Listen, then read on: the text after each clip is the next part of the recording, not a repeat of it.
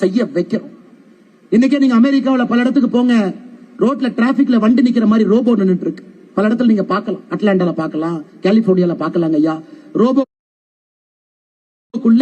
சாப்பாடு வச்சிடறாங்க, வீட்டு வாசலுக்கு வந்துடும், பாஸ்கோடு போட்டா டப்பா ஓபன் ஆயிக்கும், சாப்பாடு எடுத்துக்கலாம். பல இடத்துல ட்ரோன்ல கொண்டு போய் வீட்டு வாசல்ல வச்சிடறாங்க. இந்தியால 5 வருஷத்துல வரப்போகுதுங்க ஐயா, வரப்போகுது. 80 லட்சம் பேர் எங்க போக போறாங்க?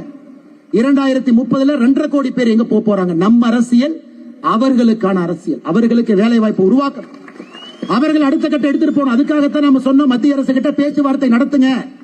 18 வயசுல இருந்து 24 வயசுல இருக்கக்கூடிய இளைஞர்கள் 40% பேருக்கு வேலை இல்லை. படித்த டிகிரி இன்னைக்கு வெற்று காகிதமாக இருக்கு. இதை சொன்னா மத்திய அரசுக்கு எதிராக நம்ம போராட்டமோ ஆர்ப்பாட்டமோ மோடிக்கு எதிராக கோஷம் போடல. இந்த நாடு நன்றாக இருக்க வேண்டும் என்கின்ற அக்கறையில் நம்ம பேசுறோம். அந்த இளைஞர்களுக்கு வேலை வாய்ப்பை உருவாக்க வேண்டும் என்கின்ற அக்கறையோடு பேசுகின்றோம்.